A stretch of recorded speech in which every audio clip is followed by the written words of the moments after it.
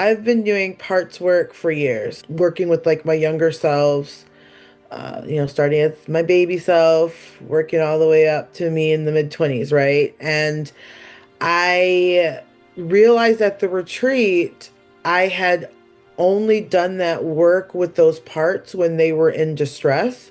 I've never just like been with them or just spent time or delighted in them. And that really struck me. And so, in the very first activity we did when we were doing younger self work, I just spent time just delighting in my younger selves, like my baby self. I was like counting fingers and toes and like making faces at her and smiling at her and just experiencing the delight of like our healing together, and then it moved from that to my 5-year-old. And, and she was just so curious and just wanted connection. And we played hide and seek and just kind of chit chatted and twirled. And it was just like the experience of being delighted and being seen as delightful. And it was just nice to kind of have an experience of like a happy reunion, like a rejoicing in all the work that we've done together, and then my 12-year-old self. And then even at one part throughout the week, my part that I have the hardest time not connecting with a part that was really tough to kind of integrate was like my 9-year-old self. And we went for a walk and picked flowers. And it was amazing. It was so good. Some of the more emotional parts of the retreat really surrounded the unhealed feeling that I carry in myself of being too much. It's like wanting to stay small so that I don't give them a reason to leave was like the core of that wound. And I came in trying to be very intentional about not masking, not coming in and putting how I wanted others to see me above how I was showing up, And so, I feel like it was the most authentic me that I can connect to while I was there. And I just experienced so much positive regard that I was like, oh, this isn't as hard as this whole time. Like loving me isn't as hard as I thought it would be. And right before I left, Avery, we were hugging goodbye. And she hugged me and she just said, "You're so easy to love." And I just burst into tears. Like I was like this close to getting out the door, right? Without crying again. And I just burst into tears and she just pulled away and she said, "Did you not know that? Like, did you not know that you're easy to love?" And I just like, even think about it now, I'm tearing up. And she hugged me again. She's like, "Oh, you're so, so easy to love." And like, that was like, probably the most perfect thing that could have happened as I was getting in my car and driving to the airport was to just have that final confirmation of what I had been experiencing and understanding the whole time. I can be safe in a more authentic space going forward. My favorite part of the retreat was being in the sacred space of so much healing and revelation. Through my tears, I'm looking over and I'm just seeing all these people experiencing healing, and it was beautiful. And even just being a part of mirroring back to people their emotions or embodying something they shared physically, and just seeing that look on their face of feeling seen, I think was just so powerful for me. Like the conversations were great, the food was amazing, the workshops were fantastic, and it really helped put forth the importance of like the idea of community. And just sometimes the most powerful thing you can do is just bear witness to another person's humanity.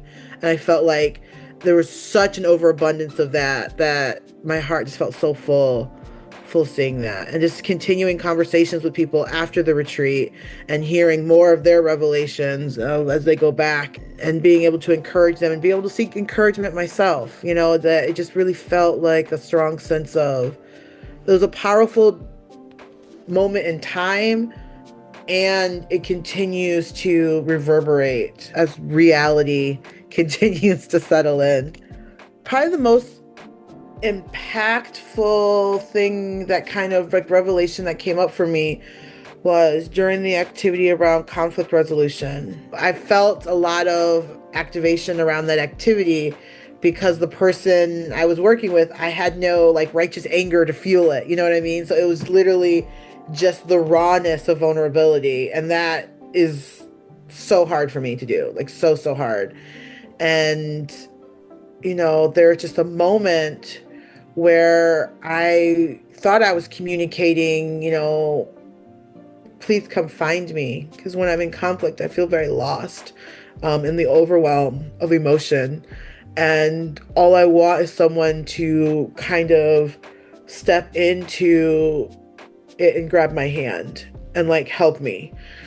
And a lot of the conflict that I have with the people in my life is that when conflict is happening, and when that's happening for me, I just feel so alone and so abandoned. And I don't know how to cross the divide. And I feel myself wanting so badly to cross, but I can't, and I can't. And I get sad and resentful. Like, why can't they see me? Why can't they find me? Why am I not worth finding? Right. And there's this moment during that where we were playing the blame game, and I like embodied all of that, all the things I just said, embodied all of it. And at one point I was just like slowly like trying to inch my hand closer to the person. And then I just like kind of set it like this far from their hand. Like it was like this far. And I could not cross the divide. And I was pleading with my eyes, like, please find me. And he like took a deep breath and he just said space. And I was like, what? That's the opposite of what I wanted. But then in that moment, I was like, is that what I'm communicating? Is what I'm communicating outwardly is that I want space, when internally I want to be found. And so like in that moment, like all I did was just flip my hand over to like a receiving hand, and he immediately grabbed it, and I just lost it. I just started sobbing because it was like such a huge revelation for me. It gave me an avenue to move forward in a way that felt so groundbreaking. Even like with my current partner, there was a conflict, and I had the moment where I started to feel like he's not seeing me, I'm lost. And I was like, I was able to ask myself, is there a way I can extend my hand to this person to communicate I need connection? And like it was like so clear. And I even like imagined everyone at the retreat like cheering me on to do this little brave step. And I did it, and it ended up being like this very powerful conversation that we had.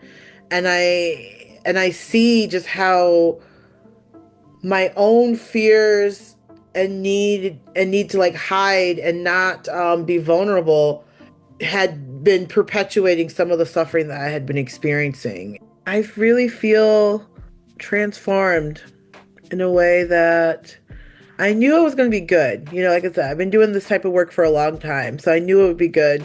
And I think I came in thinking, oh, this would be a nice refresher, a nice reminder. I was not expecting to find so many parts of myself that I hadn't yet explored or hadn't seen through the lens that was there for me. I do struggle with meeting new people. I know I come off as like, super confident and competent and also like that, but there's always the anxiety of, will they like me? Will they think of this? Will I be too opinionated? Will I be all those things? Being in the spaces that would trajectory someone to being there, it's mostly like white.